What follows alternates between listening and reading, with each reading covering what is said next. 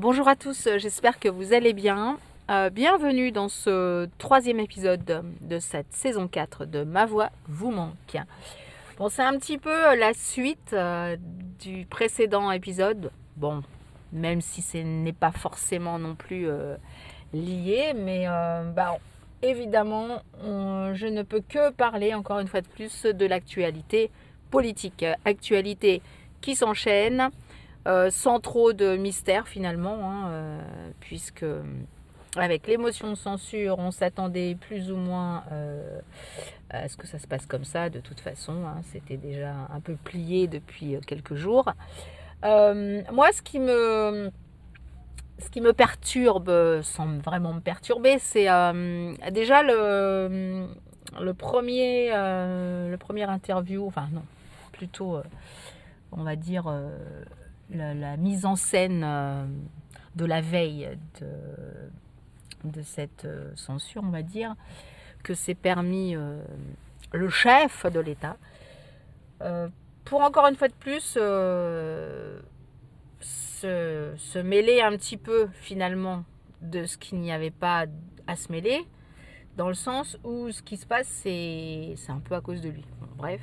Et puis, encore une fois de plus, se mettre en avocat du diable, en disant « Oh là là, qu'est-ce qui va se passer encore? C'est terrible, tac, tac, tac. » Enfin bon, bref.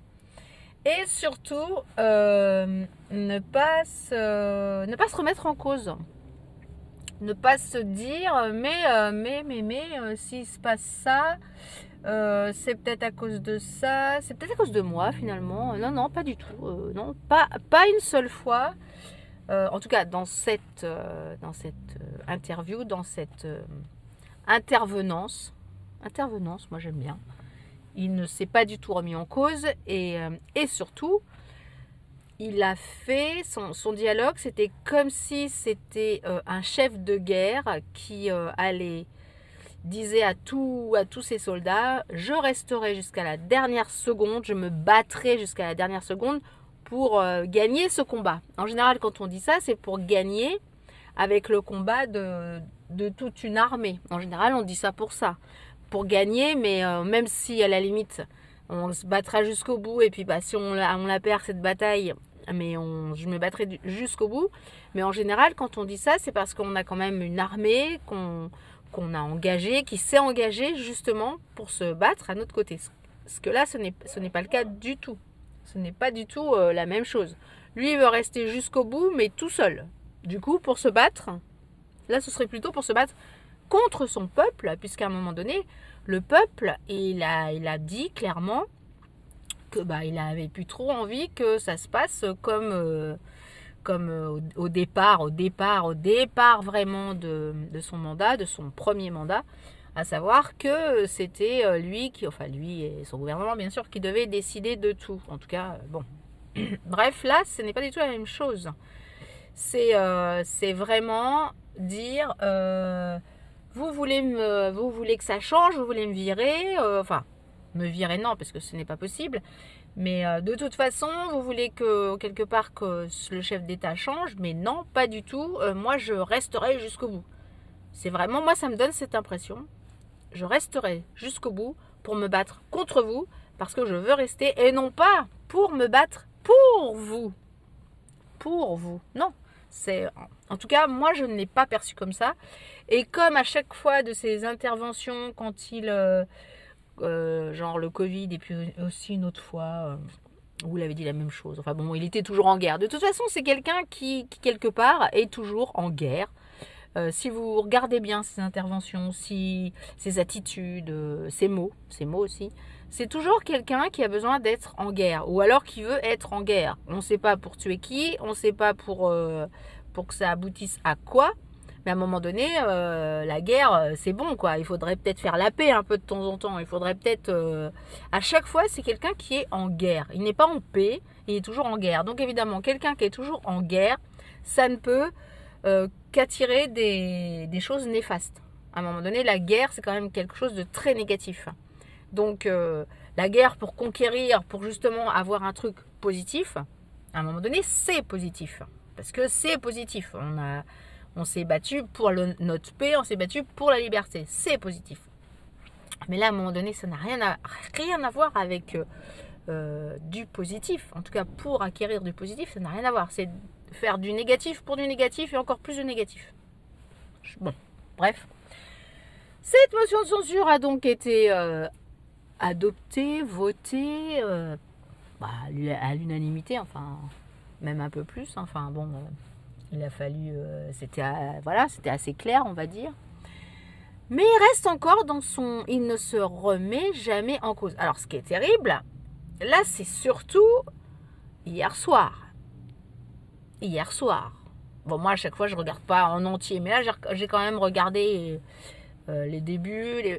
Mais moi, ce qui me choque, encore une fois de plus, c'est qu'une personne ne se remette pas en cause à partir du moment... C'est pas comme si c'était quelqu'un qui avait sa société tout seul, éventuellement avec un employé. Enfin bon, non, là c'est quelqu'un qui a tout un peuple derrière lui quand même. Mais ça, c'est pas le problème. C'est toujours moi d'abord. J'ai été élu. Quoi qu'il arrive, même si tous les gens ne veulent plus de moi, ou même si ça devient de plus en plus catastrophique, je resterai jusqu'au bout. Encore une fois de plus, on retrouve le mot guerre, combattre, mais contre quelqu'un, encore une fois de plus. Et c'est là où on se dit, mais à un moment donné, il peut se remettre en cause, mais à un moment donné, il peut parler vraiment à son peuple. C'est quand même... justement, puisqu'il dit, vous m'avez élu, justement, puisqu'on t'a élu, il faudrait peut-être aussi que tu remplisses la fonction. Enfin, je sais pas, à un moment donné, c'est quand même bien de se dire, s'il y a plein de gens qui m'ont élu, il faudrait peut-être un peu que je prenne en considération ce qu'ils ont à me dire, quand même. Enfin bon, c'est quand même des choses incroyables. Jamais se remettre en cause. Et puis tout le temps rester comme un sale gamin en fait qui veut garder son jouet. Et surtout, il ne faut pas lui enlever parce que sinon ça ne va pas le faire. Oui, donc je reprends. Désolée, j'ai peut-être que vous le verrez pas, mais en tout cas j'ai eu un petit intermède. Donc, du coup, je disais quoi? Je ne sais plus. Si, en gros, qu'en fin de compte, jamais cette personne ne tient compte de ce qui se passe réellement, en fin de compte, dans son pays. Et quoi qu'il arrive, il veut maintenir son cap à lui, qui est simplement, on m'a élu, donc j'aurai jusqu'au bout. Qu'importe... si le ciel nous tombe sur la tête, mais en fin de compte, il se bat pas encore une fois de plus pour le bien de son peuple, pour qui justement le peuple, voilà, c'était ça. Comme il dit, vous m'avez élu, ok, mais justement, si les personnes qui ont voté pour lui c'était pour en attendre quelque chose de bénéfique pour la France, pour eux-mêmes. Chose qu'apparemment, ça ne s'est pas déroulé très bien, en tout cas pas de cette façon dont ces personnes avaient envisagé. Et donc s'il veut vraiment faire le bien de son pays ou de son peuple, à un moment donné, soit il se remet carrément en cause, soit comme un chef d'entreprise, tout simplement. Quand un chef d'entreprise il a une société, quand son budget ne va plus du tout, soit il décide de changer des choses. En règle générale aussi, il a quand même un comité administratif, enfin des gens administratifs qui aussi donnent leur avis et voient ce qui pourrait être amélioré. Tandis que là, non, il demande l'avis de personne en fait. Et quand il a refait son nouveau gouvernement, voilà, il a a priori, il a quand même invité, pris l'avis quand même des différents groupes politiques, mais après, quoi qu'il arrive, de toute façon, lui, il suit son cap de rester sur son piédestal et de ne pas du tout faire quoi que ce soit qui pourrait lui le faire partir. Enfin, lui, non, il veut rester de toute façon. C'est là où, à un moment donné, le budget ne va pas. Pourquoi autant de dettes? Pourquoi? Mais surtout, pourquoi? Est-ce que je pense qu'il y a la Cour des comptes? Je pense qu'on peut savoir évidemment où l'argent est parti. Mais à un moment donné, ce n'est pas normal qu'à un moment donné, c'est comme nous, quand notre compte, on dépense, à un moment donné, on est tout le temps dans le rouge et qu'on continue à faire des prêts, on est tout le temps dans le rouge, on continue, bah à un moment donné, on peut plus, hein, on peut plus parce que de toute façon, trop, c'est trop. Donc, nous, c'est qu'on n'engage que nous, notre personne, et parfois nos familles, évidemment. Mais lui, c'est pas, encore une fois de plus, c'est pas que lui qui l'engage, c'est tout un pays, tout un peuple. Donc ça, ce n'est pas normal qu'il y ait d'autres personnes, même son entourage, ses conseillers, qui à un moment donné ont dit, hé, attention, là, il y a peut-être un petit peu trop de dépenses de prévues pour ce pays-là, justement, pour ça. Enfin bon, bref. C'est pas les conseillers, à mon avis, qui manquent. Mais encore faut-il les écouter et voir ce qui peut être amélioré. Chose certainement, moi je ne sais pas, hein, je dis ça un peu au hasard, mais vu comment est la situation de la France, je pense qu'il n'a pas trop écouté ce qui aurait pu être amélioré. En tout cas, par rapport à cette fameuse intervention d'hier, il y en a plein qui disent il est hors sol, mais c'est pire que ça. Moi je dirais que c'est même pas du hors sol, là c'est indélicat. C'est tout simplement une intervention complètement indélicate. C'est comme si, je sais pas, comme si on allait voir un malade, une malade et qu'on joue les... Oh là là, mais t'as vu, toi t'es comme ça, mais franchement, enfin vraiment comme s'il n'en avait rien à foutre en fait. C'était comme si, voilà, c'est une intervention normale, je vous souhaite la bonne année... C'est voilà, je suis là, je suis sur mon trône, j'y resterai jusqu'à la fin. Alors oui, effectivement, le fait que j'ai décidé de faire une dissolution, oui, peut-être la seule chose qu'il a dit qu'éventuellement il aurait peut-être pas dû le faire comme ça. Et encore, enfin je sais pas. Ou alors la façon d'être, c'est vous n'avez pas compris ce que j'ai voulu faire. Non, on n'a pas compris et surtout on n'a pas vu ce que ça a pu donner de bénéfique tout simplement. Et encore une fois de plus, faire les petites manigances de toi, tu te présentes pas pour que moi je puisse me présenter, pour que ça passe, enfin etc. Des manigances en politique, il y en a toujours eu, on est bien d'accord. Mais là quand même, d'un côté de dire oui, vous avez vu, ils se sont alliés avec les autres pour pouvoir faire cette motion de censure, mais c'est vraiment bref, c'était oh là là, mais il a fait pareil, enfin ils ont fait pareil justement à ces fameuses législatives ou deuxième tour, quand justement ils ont demandé à certains de se retirer, à d'autres de se mettre avec ce machin, qui après ne sont pas du tout d'accord sur les mêmes idées. Ils ont fait exactement la même chose. Alors c'est ça aussi qui est terrible. Bon, maintenant en plus on peut exactement savoir qui a dit quoi et quand et comment. Donc ça c'est terrible de revoir parfois tout et son contraire. Vous me direz, mais oui, mais c'est de la politique. Oui, mais à un moment donné, de la politique, pour juste dire, parler, être, se montrer, ça sert à... Mais on s'en fout, quoi, on s'en fout.